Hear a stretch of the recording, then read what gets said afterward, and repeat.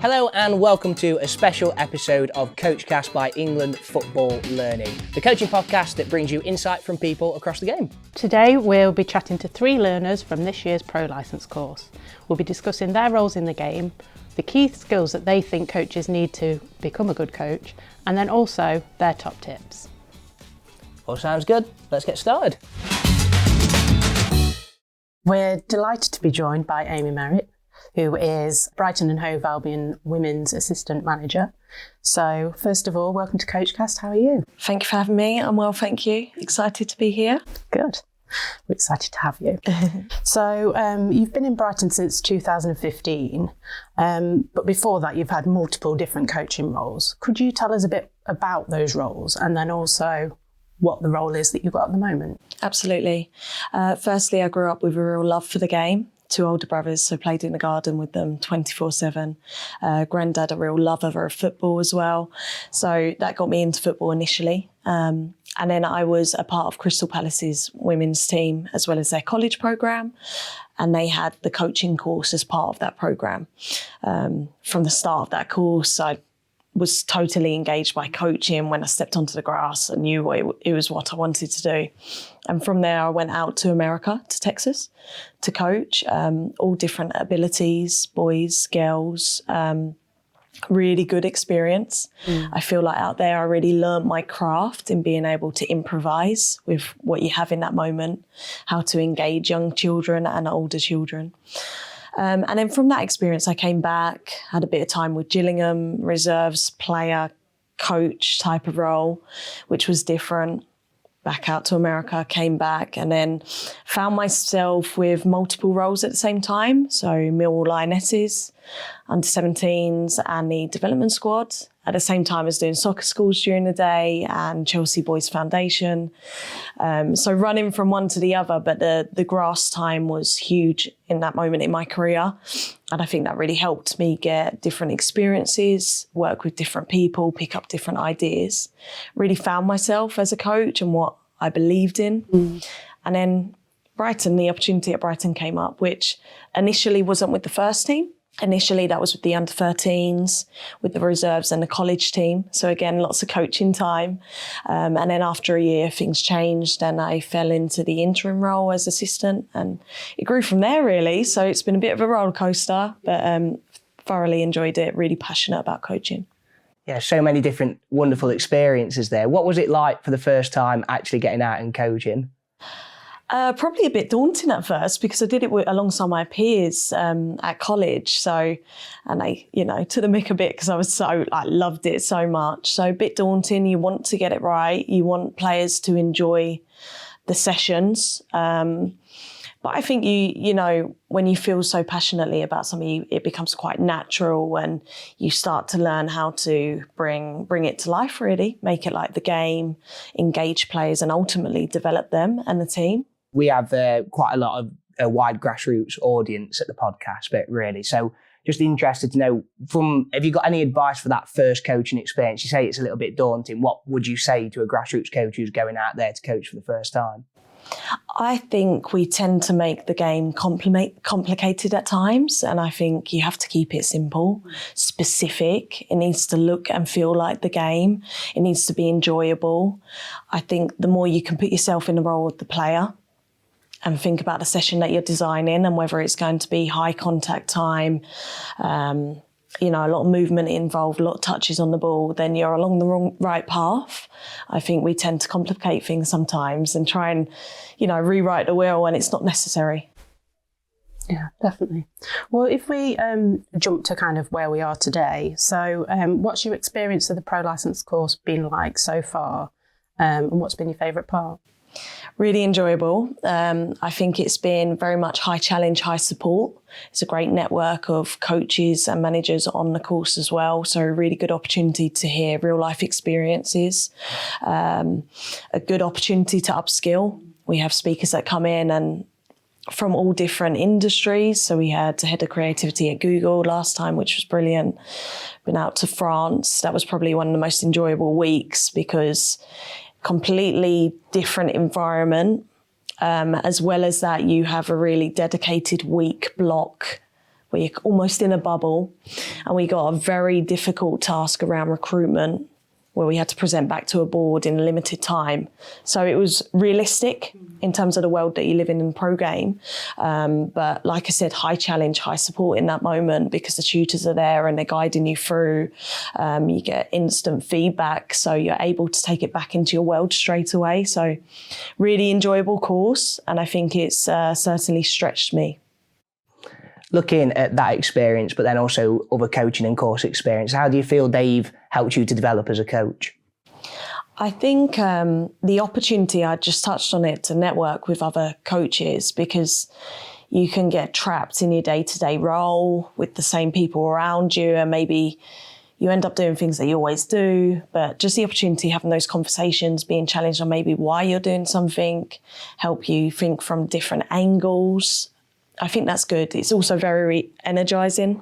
You know, you come away from it and you get almost a bit of reset, re-guidance back into where you want to be, as well as that, the opportunity to learn new ideas, take new ideas away from it and try them out. I think that's really important.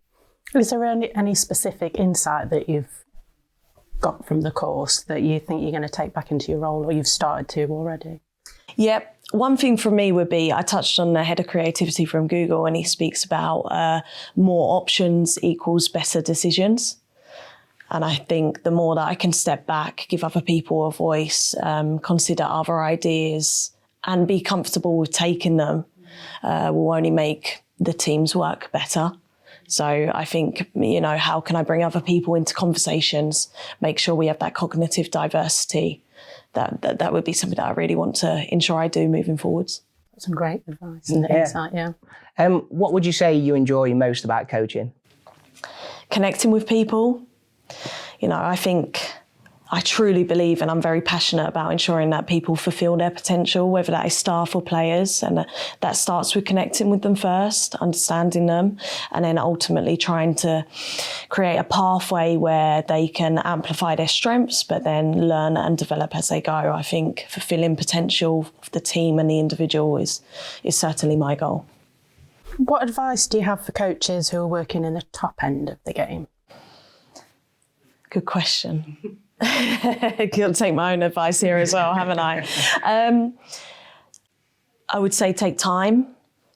I think it's very easy to get caught up in, I call it a washing machine, you know, game, you review, you go again. And I think it's important sometimes to zoom out, take time, think about the long term as well as the short term project, and prioritise what you're going after, because the reality is you can't hit everything at one moment, which I think sometimes we can get drawn into. But to get real high quality work, we have to take time, prioritise what we're looking to achieve. I suppose in some cases that also works for people who are just starting out as well. You can't do everything, to kind of like focus on some key things. Absolutely. And I think, you know, nature of coaching, we want to go from one course to another and another. And some of the best advice I've had from the likes of Hope is to step back. You know, it's a marathon, not a sprint. Go on to the course and then try and learn and apply that in your day-to-day before thinking about what's next. Mentioned about key priorities and a lot of planning. What would you say the key priorities are that you keep in mind when you're kind of planning out session design? The players. Absolutely the players. You know, what are they going to get out of it? It's not about me as the coach, it's about the players and it's about the team.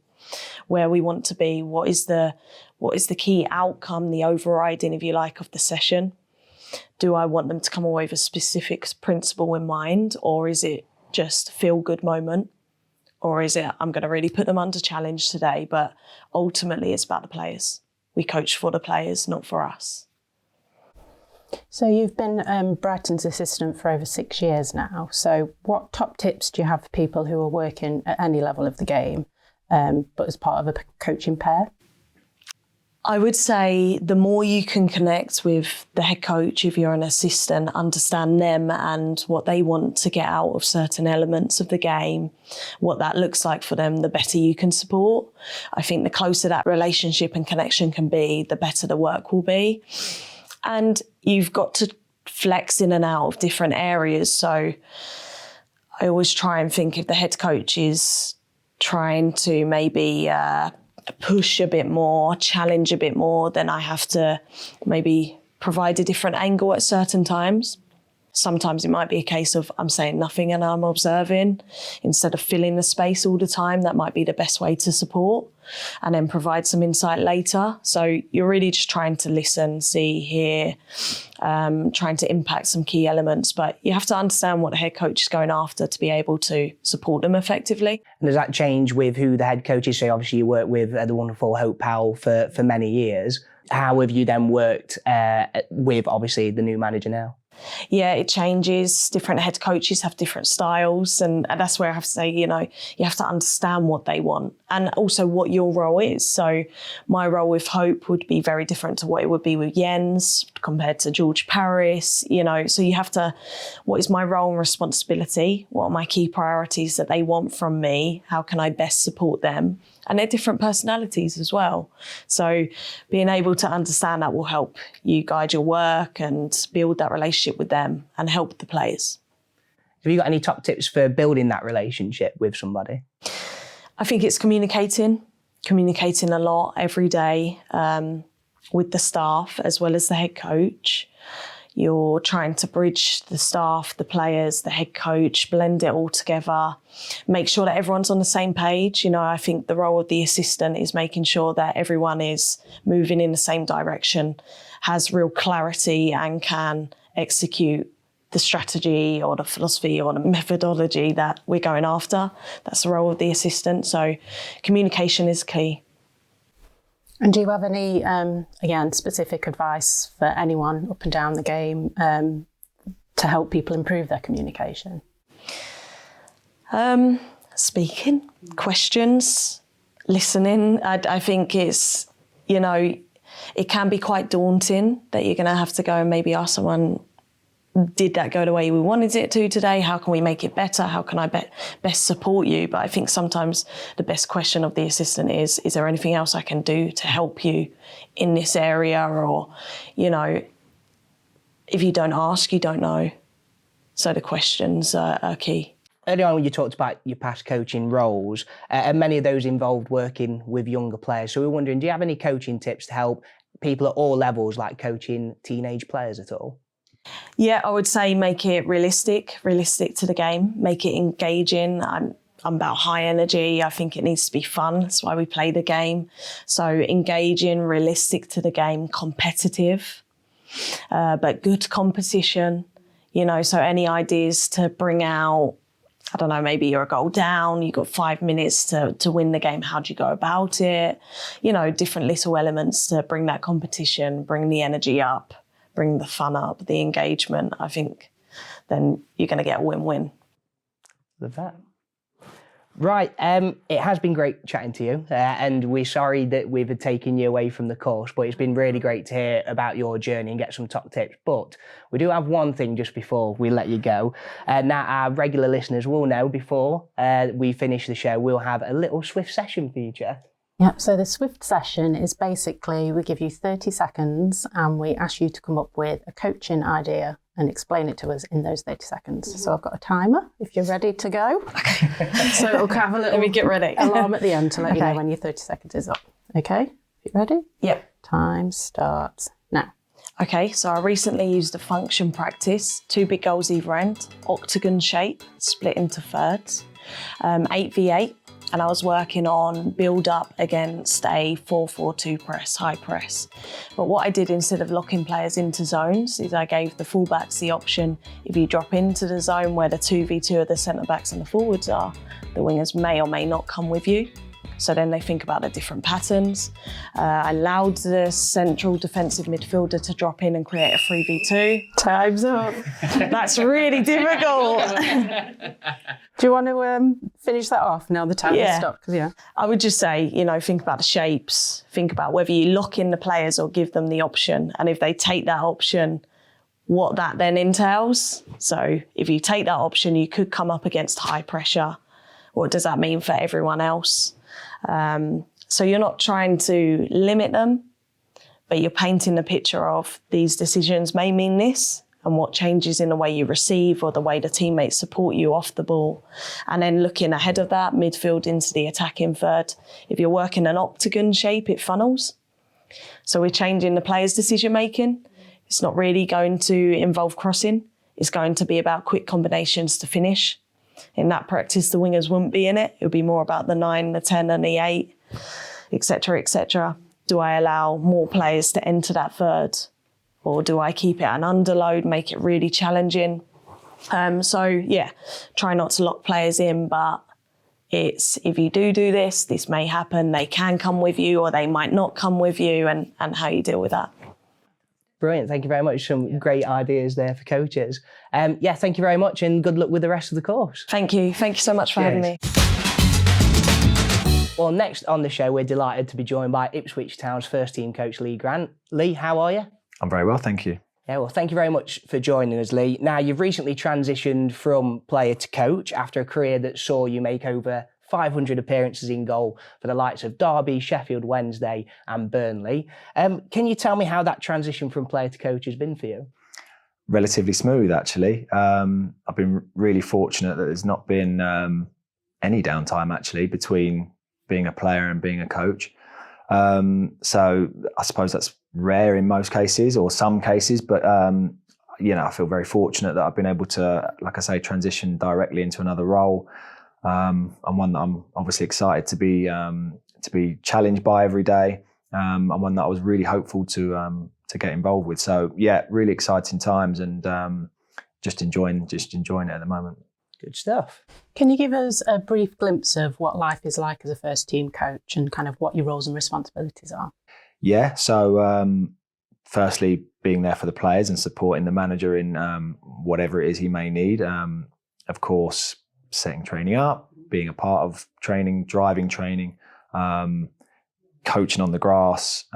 I predominantly work with the forwards at our football club. So we're fortunate that we've got 3 first team coaches plus the manager. So we split our group into forwards, midfielders and defensive units. And I'm fortunate that I drive the forwards. So working with the strikers, our 10s and wide players, which can look like leading team meetings, leading particular sessions or practices with a focus on scoring and attacking play.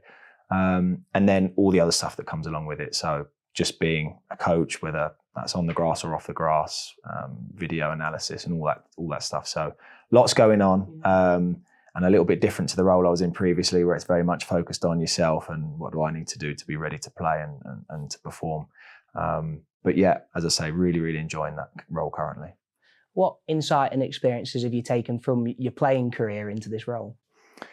All of it, in short, all of it. So everything that I've done as a player has helped, put me in a position where I felt comfortable, that I've got a good level of understanding of what a player is likely to experience or could experience or is currently experiencing. So I try to draw on those experiences that I've had, and they've been important, really, I would say, in the early stages, because, of course, I'm in a new role and you have to rely on something. And a lot of that is, as I say, what's gone on before and what I've seen and how I've seen other coaches deal with things. So I'm relying on that stuff heavily, but also trying to find my way and be creative and add new things in as well. But it's been really important. I'm glad that I've had that to be able to look back on and really sort of, assess and look at what could be right and what could be good for players going forward. Do you have any advice for coaches or new coaches that are kind of settling into that role? Advice. I feel I'm not sure I'm ready to give advice at my stage, but the biggest thing I could probably say, and the biggest thing that I've done in this sort of early part of my coaching career is just to try and be authentic and as authentic as possible. So really just be honest with the players and really try and use my own personality and lean into that as much as possible. So that's the thing that's helped me the most. And I've found that I've had quite a bit of success, I should say, success in just being myself and not having to worry too much about trying to be fantastic at this or fantastic at that, and really just very much relying on my own interpersonal skills and Those sorts of things that are helping me be more natural in my role on a day-to-day basis, I would say. How would you say your early coaching experiences and also your experiences on courses have helped you to develop as a coach? I try to bring all of it into, what I'm doing on the grass. So the work that I'm doing here on the pro license course, the work that I've done on my A&B license, on my LMA diploma, all of that at some time or another will come out. A lot of that is done, subconsciously. So it's just things that are in there that I'm not even sure that's happening, but it's just happening. It's all in there, and it's all supplementing the work that I'm doing on the grass with the players on a daily basis. And what's your experience of the pro licence course been like, and what's your favourite bit? It's been excellent. A lot of it has come, a lot of the really highlights for me have come from some of the wonderful people we've had in on the course. We've had, the England men's first team manager come in. So Gareth Southgate came in and spoke to us. We've had hostage negotiators, communications experts, media experts, interesting people from other industries as well. So we've had Lemiz come in from the theatre group, so that was excellent. So all this stuff has just helped, create an environment where it's like lots of ideas coming in, lots of creativity, and for me, that's the bit that I've really enjoyed the most, getting to really hear from those people, those experts in those other fields. So loads of experiences and loads of experienced people coming in to chat to you. What piece of insight would you say you've maybe taken from the course that you've applied to your role today? Oof, that's a tough one. We had one very recently from Kevin Taylor, who was hostage negotiation expert. He's also teaches on the courses for the police, and one of the things that he mentioned was being comfortable with silence when we're listening and when we're talking to individuals, whether that be a player or whoever, but actually allowing them to really empty the tank, he called it. And I really like that phrase, and that'll probably be one that will stick with me in terms of asking a question and sitting back and actually letting that person fully unload, and being comfortable with a bit of silence in there to perhaps encourage them to talk a bit more, and to get to the real heart of the matter. So that's something, I think I'll take with me. It's a really useful one for a lot of people to take on. Can you tell us what you enjoy most about coaching, and what key skills you think that people need to become a coach? What do I enjoy the most? Most definitely the players. So I enjoy working with players that are motivated and hungry and open to learn. So when I come across players like that, which we've got plenty of at Ipswich, so I'm very fortunate, that's the thing that makes me think, I'm in the right job, and I've made the right decision to become a coach. Because as a former player, we often talk about trying to get back to that feeling of, and that excitement of playing. And for me, it's not necessarily that, but having that closeness with players and the relationship and watching them develop is something that I certainly take huge enjoyment out of. So for me, that's the bit that has probably driven me into wanting to be a coach. But now I'm in here, that's the bit that excites me the most, and really I enjoy the most. What would you say the key skills are that somebody needs to get into coaching? Ooh, there's lots. There's lots of skills. I think just having good interpersonal skills, though, is one of the best things. So if you're a good communicator, I know from being a player very recently that if you're a good communicator, players appreciate that, because as players, we strive for clarity and openness and fairness and all of that stuff, and a lot of that stems from good communication. So if you're a good communicator and you're able to do that with ease, then I think you'll have a good chance. Really good to have that insight from both sides of it. Yeah. I think we're almost out of time, so it's been really good chatting to you, and I hope that the rest of the course goes really well. But before you leave, potentially we'd like to give you a little challenge, if you're up for a little challenge. Are you up for it? Sounds interesting. Yeah, so basically we always challenge our guests to give us a session idea, but they've only got 30 seconds to give it a go. So quite a lot to pack in that time, but do you feel like you're up to that? I can give it a go. Give it a go. I can give it a go. Okay, I've got 30 seconds on the clock, and there'll be a little alarm after to let you know when your time's up. All right, okay. Okay. So time starts now. Okay, 30 seconds. We do a speed finishing drill that I really enjoy. Really simple. 2 teams, let's say 20 players, split into 2 sets of 5. So 5 on one corner of the box, 5 on the other corner of the box. 5 here, this 5 are working with this 5, and they're going down the sides, crossing, attacking. Really simple, but variations on crosses. There's loads more to it that I can't really get in 30 seconds, but we use it for crossing variations, finishing, all that good stuff. Perfect. Sorry, it's not easy in 30 seconds. There's a little bit more detail to it than that. Sprung that on you. Yes. Really good. Yeah, thanks for that. Is there anything else, any other context you want to add to that at all? Not really. If I've got diagrams and a pad and paper and all of that, I could maybe jazz it up. But yeah, it's a session we use that we enjoy. I know the players enjoy it. Saying 5-5-5 doesn't really explain it very well. Not a lot of context to it, but yeah, it's a finishing session around the box, speed finishing. The players enjoy it, and we enjoy watching it as coaches as well. Everyone loves working on finishing, don't they? That's right. That's right. Brilliant. Well, thank you very much for your time today, Lee. Enjoy the rest of the course. Thank you very much. And finally, joining us on Coachcast today is Lommel SK's head coach, Steve Bould. How are you? I'm good, thank you. I'm good. Yeah, we're having a good week.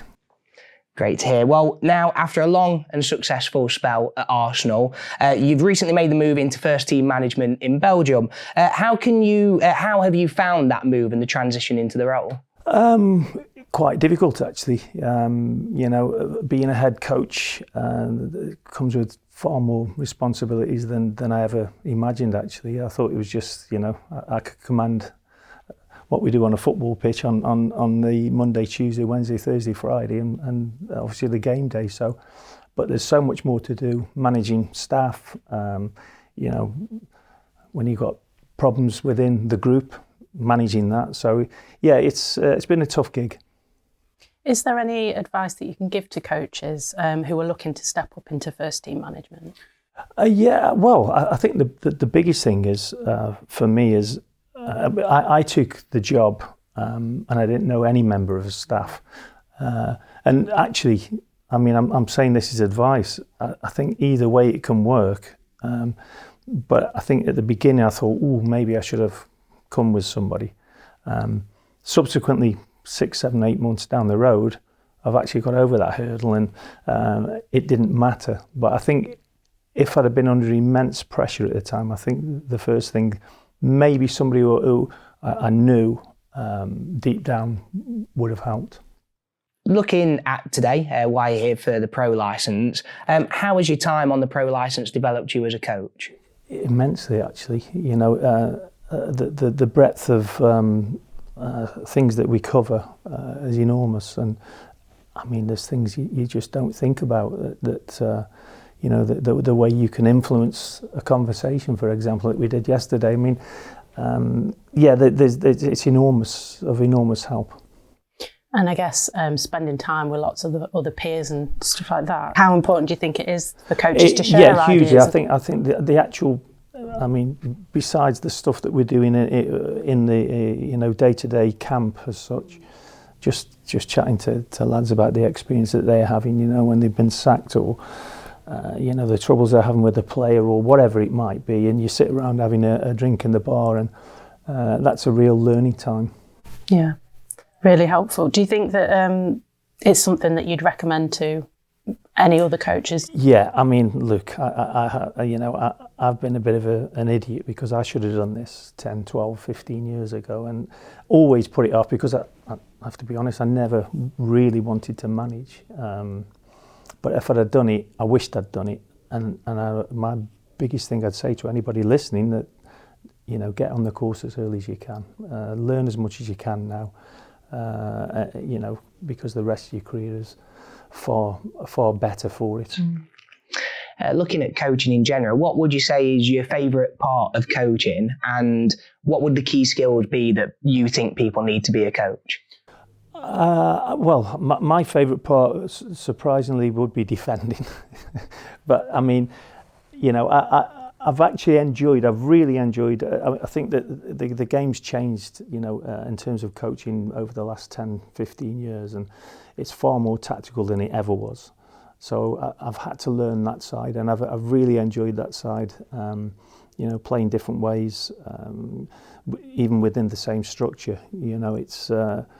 It's been a challenge at times, but one I've really enjoyed. You've got to enjoy being on the grass. If you don't enjoy being on the grass and trying to help somebody get better, then it's a teaching skill. It's what I think that's where the real enjoyment comes. And certainly for me, when I started working with youth, I love that element of it. Just seeing people get better. So match day is what everybody looks forward to, but depends if you're winning. Let me tell you. But it can be quite hectic. So do you have any top tips to give people to help them coach more effectively on a match day? I think to be as calm as you possibly can, and it's difficult, I have to say, since I've stepped up and I'm at quite a lower level, and fortunately in my job I'm not under enormous pressure to win games, but I put myself under pressure, of course, but I find when I get a little bit too pressurised that I don't think straight. I think the most important thing is to take a step back. Try to be as calm as you can, because it's a hectic day, and the result can change everything. A win is just you're sky high. A bad result it's bad for everybody, and your whole week's ruined, and it's not nice. And just one more question, really, before we let you go back to the course, because I appreciate the time you're giving us. It's kind of following on from that, is like the emotions of the game. How do you help players, and then how do you deal with it yourself, like the emotions of winning and losing? Well, I think, look, I couldn't have learned off anybody better than Arsene Wenger. And, I was privileged to be in the private area with him, and I saw the enormous pressure and stress that he had behind the scenes. He came in the public view where the players were. The players would never ever have known. I didn't know that he was like this one until I was very privileged and got to see behind the scenes. So the thing I think I've learned or try to do is that there's two faces. There's a private face where you're worried, you're trying to work out solutions to problems, but when you come this side, the problems are solved with the players. They're very clear where you can. All the instructions is clear, and they see that you're not that nervous Norris behind the camera or the doors. Whenever we've had a guest on the podcast, we always get them to kind of provide us a swift session, is what it's called. So a session idea in 30 seconds. Right, so I've got 30 seconds. There'll be a little alarm to let you know when that time's up. Okay, your time starts now. I'm going to do a back four session with only 4 players, 5 mannequins on half a pitch. So I'll set the mannequins out as a front 5 basically, but the 3 central are actually 2 players, so you're moving with them. I dictate the pace of the session with the ball. It might be a header and they've got them in, or I might be running at them, or I might be trying to hit the space behind. It's really about body shape. But we will let you finish because it sounds like a really good. Okay, so the whole session is based on distance between and body shape, and really the body shape is the most important. Your chest is facing the ball where you can. Your feet are on 45-degree angles, so when your movement's going, it's off the back foot. You're not wasting time sprinting. You're not turning around yourself, so that split second is gone because the game's moved on and it's so much quicker than it was. And that's really the premise of the session. It's a body shape back four session. Brilliant. Thank you very much. Yeah, thank you very much. Good luck with the rest of the course. Right, that's all we have time for today, but don't forget to check out the episode description for the transcript of today's show and for all the links to our platforms. There you'll be able to find the link to the England football community, and this is where you can post your coaching questions for us to discuss on the podcast, or simply just to chat to loads of wonderful coaches. Yep, we'd love to hear all of your coaching questions, so please do go and check it out. We'll be back soon with another episode of Coachcast, so if you haven't already, hit subscribe to make sure you don't miss an episode. From all of us at England Football Learning, thanks for listening.